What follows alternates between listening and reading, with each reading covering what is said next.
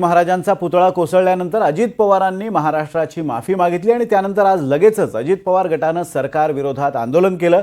सत्तेत असूनही अजित पवार आंदोलन कसं काय करतायत असा प्रश्न या निमित्तानं विचारला जातोय। अजित पवारांच्या गेल्या काही दिवसातल्या भूमिका पाहता महायुतीतल्या शिंदे आणि फडणवीसांची गाडी एका बाजूला आणि अजित पवारांची गाडी दुसऱ्या बाजूला असंच काहीसं चित्र दिसतंय। आपण पाहूया।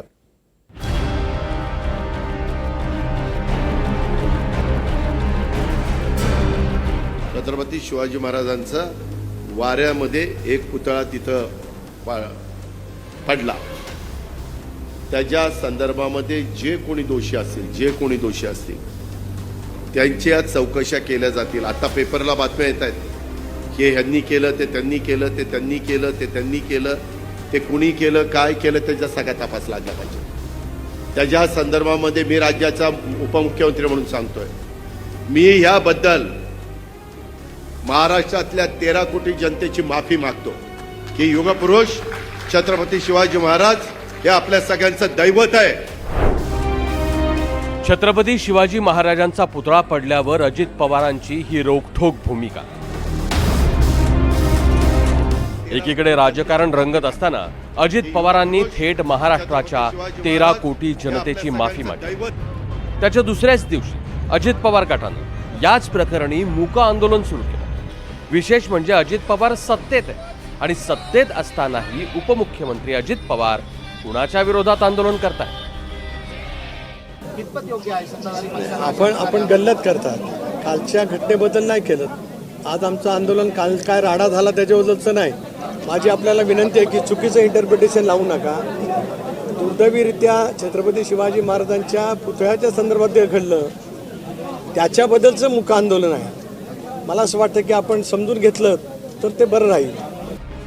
अजित पवारांनी आंदोलन करण्यापेक्षा राजीनामा द्यावा अशी मागणी ठाकरे गटाने केली। अब अजित पवार जी ने कहा है कि मैं आंदोलन करूंगा, उससे क्या होगा? इस्तीफा दीजिए। ये सरकार के खिलाफ भ्रष्टाचार हुआ है, इस्तीफा दीजिए। मूर्ति क्यों टूटी है? भ्रष्टाचार हुआ है ना, खुलकर बोलिए भ्रष्टाचार हुआ है। अजित पवारांनी सत्तेत राहूनच आंदोलन केल्यानं भाजपनंही अजित पवारांचे कान टोचले। ऐसा है कि अगर वो आंदोलन कर रहे तो उनकी भूमिका क्या है, ये भूमिका के बारे में उनसे आपने जानकारी लेना चाहिए। उस पर मैंने कोई मत व्यक्त किया तो आप उसमें फिर से शुरू कर दोगे कि ये महायुति में गड़बड़ है, महायुति में तनाव है। अभी तो जनता के हित के लिए, राष्ट्र के हित के लिए महाराष्ट्र में महायुति चुनकर आना, ये महायुति के नेताओं के लिए नहीं, महाराष्ट्र के हित के लिए महत्वपूर्ण है। अजित पवार महायुतीत असले तरी दादा वेगळी चूल मांडताना दिसतात। वक्फ बोर्ड बिलाबद्दल शिंदेंची शिवसेना आणि भाजपची वेगळी भूमिका असताना अजित पवार गट थेट बिल विरोधी भूमिका घेताना दिसतात। शिंदेंची शिवसेना आणि भाजप हिंदुत्वाच्या मुद्द्यावर आक्रमक होताना अजित पवारांनी मात्र अल्पसंख्याक धार्जिणी भूमिका घेतली आहे। जनसन्मान यात्रेत लाडकी बहीण योजनेचं श्रेय घेण्यात अजित पवारांचीच आघाडी दिसते। जुन्नरमध्येही अजित पवारांची राष्ट्रवादी विश्वासात घेत नसल्यानं भाजपच्या स्थानिक नेत्यांनी अजित पवारांना काळे झेंडे दाखवले। पुण्यात अजित पवारांच्या नुकत्याच झालेल्या कार्यक्रमात शिंदे आणि फडणवीसांचे फोटो नसल्यानं भाजपनंही नाराजी व्यक्त केली होती। तर विधानसभेसाठी अजित पवारांचे उमेदवार की भाजपचा उमेदवार यावरून अनेक मतदारसंघांमध्ये वाद आहे। अजित पवारांची जनसन्मान यात्रा राज्यभर फिरते। या यात्रेतून अजित पवार काही वेगळं गणित मांडू पाहतायत अशी चर्चा आहे।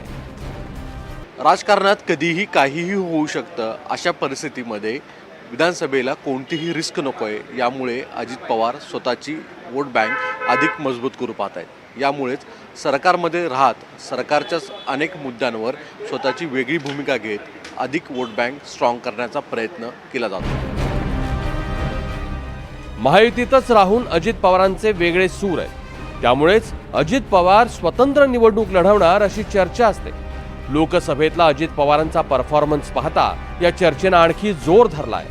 दादांचा काही नेम नाही असंच आतापर्यंतचं अजित पवारांचं राजकारण सांगतं। त्यामुळे अजित पवारांच्या मनात नेमकं काय याचं उत्तर अजून मिळत नाहीये।